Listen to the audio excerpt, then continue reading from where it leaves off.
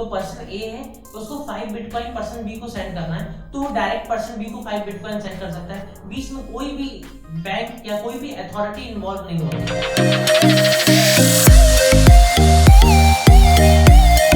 हाँ दोस्तों, this is प्रतीक। आज हम बात करेंगे क्रिप्टो करेंसी के बारे में। तो अगर हम अर्ली एज की बात करें तो उस टाइम हम बार्टर सिस्टम यूज करते थे टू एक्सचेंज द गुड्स। तो बार्टर सिस्टम में होता क्या था, जैसे पर्सन ए है, इसके पास 5 एप्पल है और पर्सन बी है, इसके पास 5 ऑरेंज है, और जो पर्सन ए है उसको ऑरेंज चाहिए और पर्सन बी है उसको एप्पल चाहिए, तो ये आपस में एक्सचेंज कर लेते थे। तो ये होता था बार्टर सिस्टम। लेकिन इसके बहुत सारे फ्लॉ थे। अगर पहला फ्लॉ बात करें कि आपके नीड कॉन्साइड करने चाहिए। अगर पर्सन बी को एप्पल नहीं चाहिए और पर्सन ए को ऑरेंज नहीं चाहिए, तो ये आपस में कैसे ये ट्रांजेक्शन होगा। दूसरा फ्लॉ यह था कि कोई कॉमन मेजर वैल्यू के लिए नहीं था।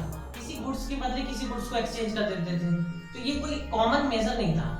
अगर थर्ड फ्लॉ की बात करें तो ट्रांसपोर्ट करके ले जाना पड़ता था अपने गुड्स को, अब दूसरे गुड्स से एक्सचेंज करने के लिए लेके ट्रांसपोर्ट करना पड़ता था।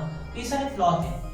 फिर धीरे धीरे कॉइन एज आया। उसमें क्या हुआ कि कॉइन को इंट्रोड्यूस किया गया। तो कॉइन तो कोई बना सकता था, इसलिए प्रीशियस मेटल की कॉइन यूज किए गए। वो सारे कॉइन जो गोल्ड और सिल्वर के कॉइन यूज किए गए जो सब ना बना सके, तो उसको यूज किया गया as a medium of exchange. उसको देके कोई गुड्स बाय कर सकते थे। फिर उसके बाद ग्रो किया। फिर मॉडर्न करेंसी लॉन्च हुई जो कि है पेपर करेंसी। तो पेपर करेंसी बेसिकली पेपर के फॉर्म में थी। तो जो पेपर करेंसी थी वो बैक्ड बाय गवर्नमेंट अथॉरिटी थी। बैंक इंट्रोड्यूस हुए जिसमें आप ट्रांजैक्शन करते थे और आपको पेपर करेंसी मिलती थी। एक पेपर मिलता था, उस पे गवर्नमेंट ने डिसाइड करता था कि उसकी वैल्यू 100 होगी, 200 होगी, 1000 होगी, ये गवर्नमेंट डिसाइड करता था। तो गवर्नमेंट पे डिपेंड करता है कि आपकी मॉडर्न करेंसी की वैल्यू क्या होगी। फिर उस मॉडर्न करेंसी में आपका कार्ड्स आए, चाहे वो क्रेडिट कार्ड हो गया, डेबिट कार्ड हो गया, फिर उसमें डिजिटल वॉलेट्स आए, ये सारी चीजें मॉडर्न करेंसी में इंट्रोड्यूस हुई। लेकिन अगर हम बात करें मॉडर्न करेंसी की, तो ये बैक बाय गवर्नमेंट है। गवर्नमेंट चाहे तो एक कोई नोट है उसकी वैल्यू 0 भी कर सकती है, गवर्नमेंट चाहे तो उसकी वैल्यू बढ़ा भी सकती है। अगर हम बात करें 2016 में मोदी जी ने 500 और 1000 के नोट बंद कर दिए, जिसकी वजह से उस 500 उस 1000 के नोट की वैल्यू 0 हो गई।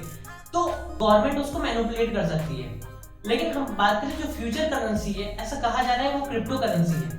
तो क्रिप्टो करेंसी बेसिकली वो डिसेंट्रलाइज्ड है, वो इंडिपेंडेंट है, किसी भी अथॉरिटी पे डिपेंड नहीं कर सकती। ना उसको गवर्नमेंट रन कर सकती है, ना कोई कंट्री रन कर सकती है, ना कोई बैंक रन कर सकता है। वो पूरी तरह से डिसेंट्रलाइज्ड है।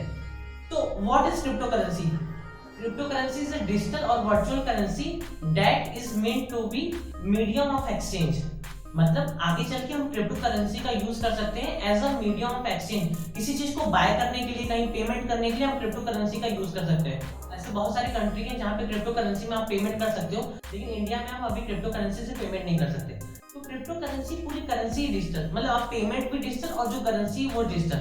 अगर हम बात करें कि आप देखते हो बिटकॉइन आपको एज अ कॉइन दिखता है इमेज में, या फिर इथेरियम हो गया वो भी कॉइन, लेकिन वो फिजिकली नहीं पा सकते, वो पूरी तरह से डिजिटल कॉइन है। नेक्स्ट हम बात करें why crypto currency come in existence. क्यों क्रिप्टो करेंसी एग्जिस्टेंस में आई?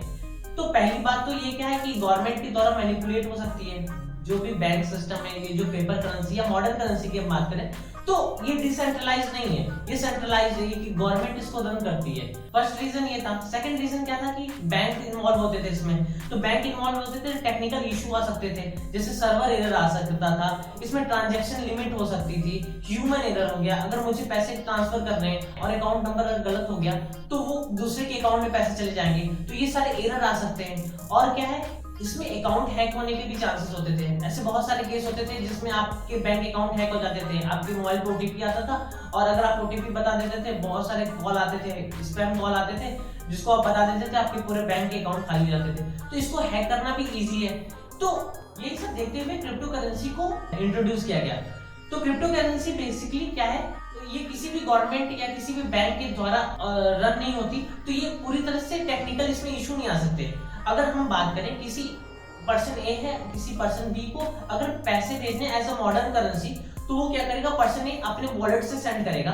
तो पर्सन ए के बैंक के पास जाएगा रिक्वेस्ट, वो पर्सन बी के बैंक से बात करेगा और उसको पैसे ट्रांसफर करेगा, फिर उस पर्सन बी के वॉलेट पे वो पैसे रिफ्लेक्ट होंगे। तो ये पूरा प्रोसेस होता है, इसमें कहीं भी एरर आ सकती है। लेकिन अगर हम बात करें क्रिप्टो करेंसी की, तो पर्सन ए है, तो उसको 5 बिटकॉइन पर्सन बी को सेंड करना है, तो वो डायरेक्ट पर्सन बी को 5 बिटकॉइन सेंड कर सकता है। बीच में कोई भी बैंक या कोई भी अथॉरिटी इन्वॉल्व नहीं होती। पर क्रिप्टो करेंसी सेफ कैसे है? तो जितने भी ट्रांजैक्शन होते हैं, कोई एक कॉइन, तो उसके जितने भी ट्रांजैक्शन हुए हैं वो ब्लॉक के फॉर्म में स्टोर होते हैं, और यही ब्लॉक का जो चेन होता है इसको हम ब्लॉकचेन कहते हैं। तो ब्लॉकचेन की अगर बात करें तो इसको डिस्ट्रीब्यूटेड लेजर कहते हैं। लेजर क्या होता है? बेसिकली खाता। अगर मैं इसके बारे में अगर बताऊं तो जैसे मैं 3 दोस्त मान लेता हूं, एक ए दोस्त, एक ए है, एक बी है, एक सी है, 3 ऐसे दोस्त हैं। अगर तीनों का मन किया कि नहीं पार्टी करते हैं, तो बी और सी के पास पैसे नहीं है, ए के पास पैसे हैं, तो ए ले जाता है, इन दोनों को पार्टी करा देता है और बोलता है मुझे बाद में पैसे दे देना। तो ए ने 100 रुपीज की, तीनों ने पार्टी की। ए ने क्या किया कि बी को, ए को 100 रुपीज देना और सी को देना, इसको लिख लिया और उसका फोटो स्टेट करके तीनों को बांट दिया। तो अब कोई चीट नहीं कर सकता, सबके पास ये स्टोर है। वैसे ही क्रिप्टो करेंसी में क्या होता है, बेसिकली जब एक ट्रांजैक्शन होता है तो वो जो एक ब्लॉक बनता है वो जितने भी सर्वर कंप्यूटर होते हैं सबके पास चला जाता है। तो उसको हैक करना इजी नहीं होता। अगर कोई हैक भी करेगा तो एक सिस्टम से हैक करेगा, लेकिन जब बहुत ज्यादा सिस्टम पे अगर वो चीज चल जाएगी तो वहां से हैक करना भी पॉसिबल नहीं है। तो ये काफी सिक्योर होता है और इसको सिक्योर किया जाता है क्रिप्टोग्राफी के थ्रू। जैसे पर्सन ए है और पर्सन बी है, इसने इसको क्रिप्टो करेंसी में पेमेंट कर दिया, तो ये पर्सन ए की जितने भी डिटेल है या पर्सन बी की डिटेल है, इसको इंक्रिप्शन और डिक्रिप्शन के फॉर्म में स्टोर किया जाता है, जो कि कोड होता है जिसको इजीली आप क्रैक नहीं कर सकते। तो ये जो यूजर की आइडेंटिटी होती है वो भी थर्ड पार्टी को नहीं मिल सकती, तो ये हाईली सिक्योर होता है। तो हम बात करें should we invest in crypto currency, तो अगर हम बात करें कि मोर देन 10,000 से ज्यादा क्रिप्टो करेंसी हो चुके हैं और डेली नए नए क्रिप्टो करेंसी लॉन्च हो रहे हैं। अगर हम बात करें तो ये बहुत ज्यादा वोलेटाइल मार्केट है, ये बहुत जल्दी जल्दी चेंज होता है, कभी बहुत ज्यादा सडन डाउन आ सकता है, कभी सडन बहुत ऊपर जा सकता है।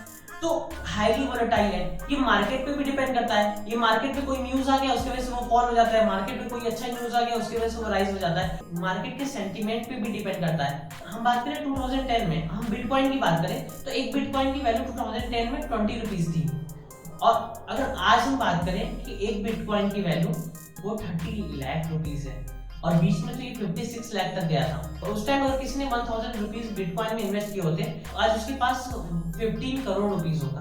तो ये है इन्वेस्टमेंट का फायदा। तो आखिर क्यों इतना ज्यादा प्राइस बिटकॉइन या फिर क्रिप्टो करेंसी का इतना ज्यादा प्राइस बढ़ रहा है? तो बेसिकली ये डिमांड एंड सप्लाई पे काम करता है। जितने भी क्रिप्टो करेंसी ना, उसकी जो सप्लाई है वो लिमिटेड है। जैसे हम बात करें बिटकॉइन की, बिटकॉइन 21 मिलियन से ज्यादा बिटकॉइन नहीं माइन हो सकते, तो सप्लाई लिमिटेड है। तो जैसे जैसे डिमांड बढ़ रहा है, बिटकॉइन की प्राइस बढ़ रही है। तो ये बेसिकली गोल्ड की तरह होता है। जैसे गोल्ड भी क्या है, एक मेटल है, गोल्ड भी लिमिटेड सप्लाई में है, तो गोल्ड की प्राइस जैसे जैसे डिमांड बढ़ रहा है, गोल्ड की प्राइस बढ़ते जा रहे हैं। लेकिन गोल्ड क्या है, वो फिजिकली उसको फील कर सकते हैं, हम टच कर सकते हैं। लेकिन जो ये क्रिप्टो करेंसी है वो पूरी तरह से डिजिटल है। तो अगर हम इन्वेस्ट करने की बात करें तो आप कुछ पैसे इन्वेस्ट कर सकते हो अपने पोर्टफोलियो। अगर आप इन्वेस्टमेंट करते हो, आप अपने पोर्टफोलियो का 5 to 10% इन्वेस्ट कर सकते हो। ये रिस्क है। अगर किसी ने अगर 2010 में 1000 रुपीज इन्वेस्ट किए होते, तो अगर वो डूबना होता तो उसका 1000 रुपीज ही डूबता। लेकिन आज किसी ने अगर किया होगा तो वो आज 15 करोड़ रुपीज उसके पास होगा।